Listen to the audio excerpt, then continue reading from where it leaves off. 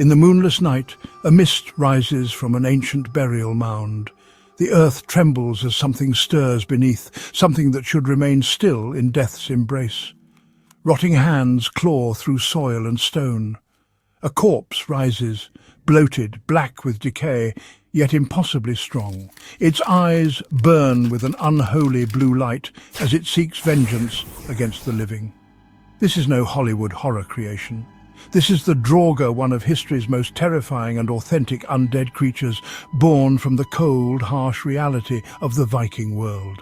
Today, we're journeying into the fog-shrouded realm of Norse mythology to uncover the truth about these vengeful corpse warriors. What were DRAUGR? How did they differ from other undead creatures like vampires and zombies? What can they tell us about Viking culture and their understanding of death? And how have these ancient terrors influenced our modern horror landscape?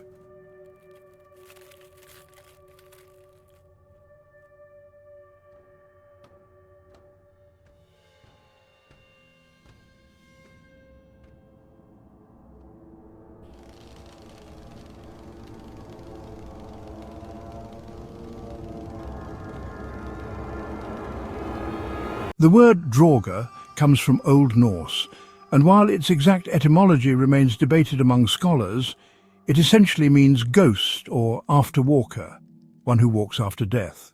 Unlike ghosts as we typically understand them, DRAUGR were not incorporeal spirits. Our most detailed accounts of DRAUGR come from the Icelandic sagas, medieval texts written primarily in the 13th and 14th centuries that recorded much older oral traditions from the Viking age. Stories like the Saga of Grettir the Strong, Saga, and the Saga of the People of Eri feature some of the most vivid and terrifying DRAUGR encounters in Norse literature. According to these sagas, DRAUGR retained their physical bodies after death, but with horrifying transformations. They grew enormously strong, often described as having the strength of many men. Their bodies became bloated, blackened with decay, and unnaturally heavy.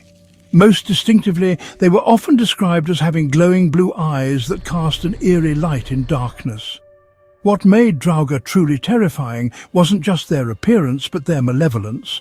Unlike many undead creatures from other mythologies who might be mindless or driven by simple hunger, DRAUGR retained their intelligence and memories. They were calculating, vindictive, and deliberately cruel. But what caused a dead Viking to become a DRAUGR? The sagas suggest several possibilities. Most commonly, DRAUGR were individuals who were excessively greedy, violent or malicious in life. Their negative personality traits and unfinished business with the living prevented them from properly crossing to the afterlife. Some became DRAUGR because they were not properly buried with appropriate funeral rites. Vikings had elaborate burial customs, particularly for warriors and nobility, and failure to observe these could trap the dead in a liminal state. Others transformed due to magical curses, or because they had practiced sorcery in life, with dark magic somehow binding them to their corpses.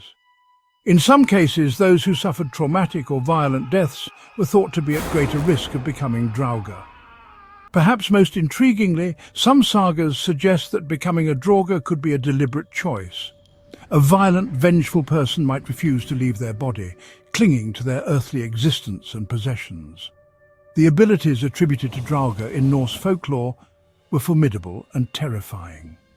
Beyond their supernatural strength, they could increase their size at will, becoming so heavy that they would crush the floors beneath them. They could shapeshift into various animals, particularly cats, which were associated with sorcery in Norse culture. They could see perfectly in darkness. Some could control the weather, summoning mist and storms. Others could see the future or curse their victims with madness. Most frightening was their ability to move through solid earth, allowing them to emerge from and return to their burial mounds. They didn't just haunt specific locations. They could actively hunt their victims across the landscape. The motivations of DRAUGR were primarily malevolent. They killed livestock, destroyed property, drove people mad, and murdered the living, often through methods like crushing them or devouring them whole. Unlike vampires who sought blood for sustenance, DRAUGR killed out of pure malice or vengeance. They were particularly aggressive toward those who had wronged them in life or those who now possessed their treasures and property. In many saga accounts, DRAUGR would systematically terrorize entire communities, killing victim after victim until someone managed to defeat them. One of the most famous DRAUGR from Norse literature was Glamour from the saga of Grettir the Strong. Glamour was a shepherd who died under mysterious circumstances on Christmas Eve. After death, he began terrorizing the local farm, killing animals and servants.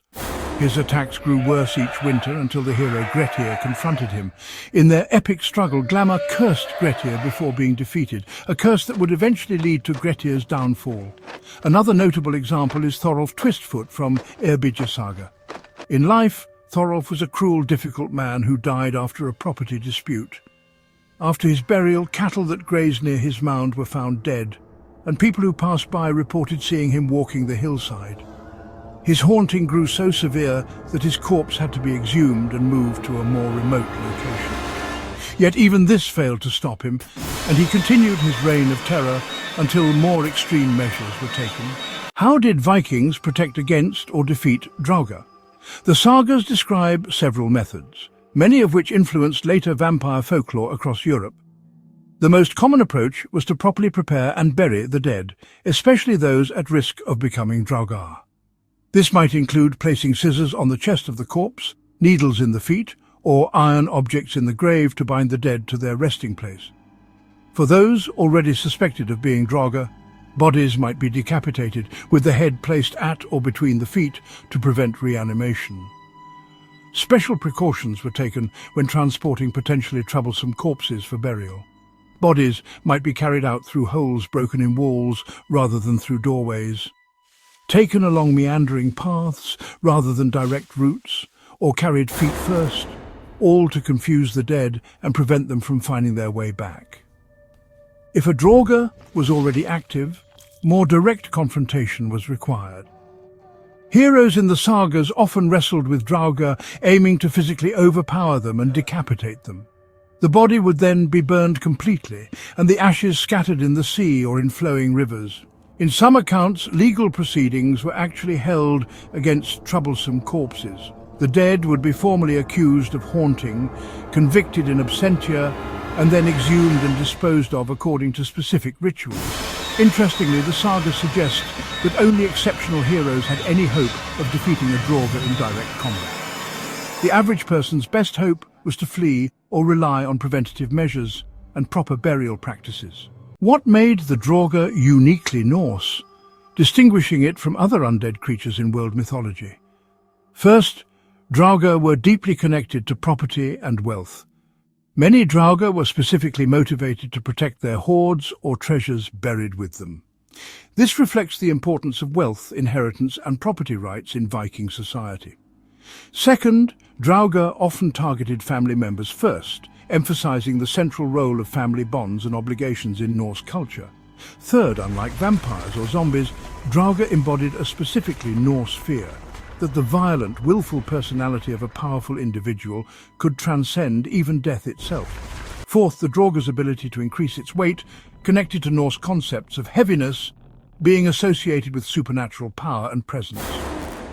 Finally, while many cultures feared the dead might return, the physical power attributed to DRAUGR, their ability to fight, crush and devour victims, reflected the Norse cultural emphasis on physical strength and combat prowess.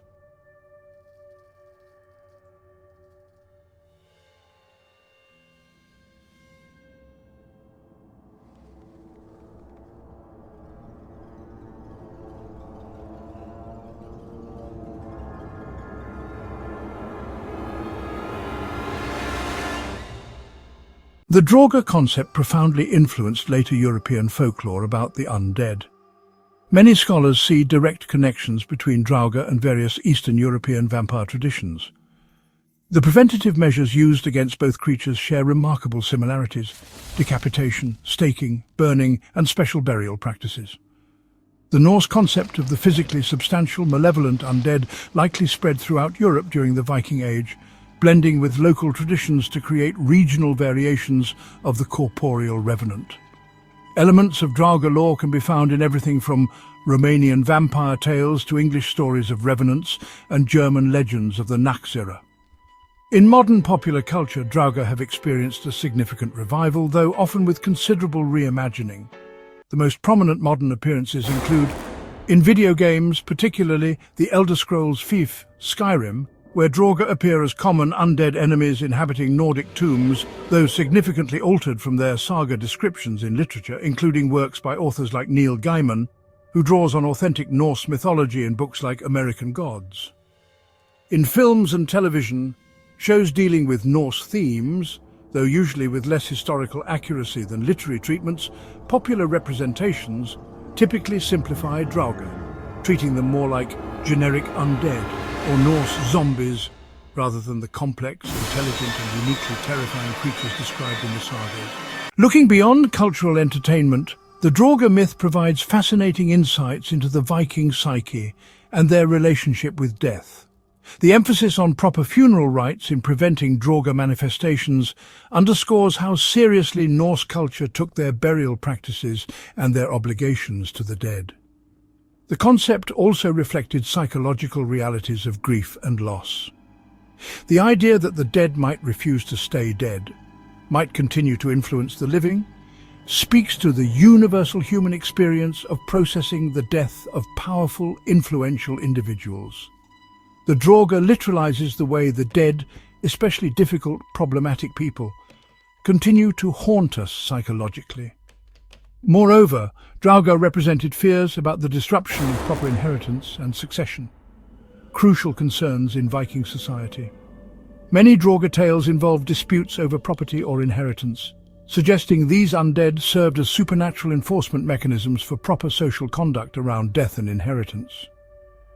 The remote, harsh landscape of Scandinavia and Iceland likely contributed to DRAUGR beliefs as well.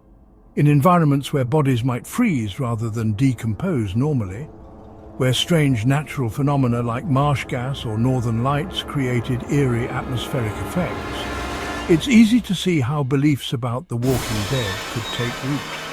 Perhaps most intriguingly, DRAUGR embody a specifically Norse attitude toward death, the idea that even in death, one's essential character remains. The same strength, violence and determination that made someone formidable in life would make them terrible in death. This reflects the Norse cultural value placed on consistency of character and reputation extending beyond the grave.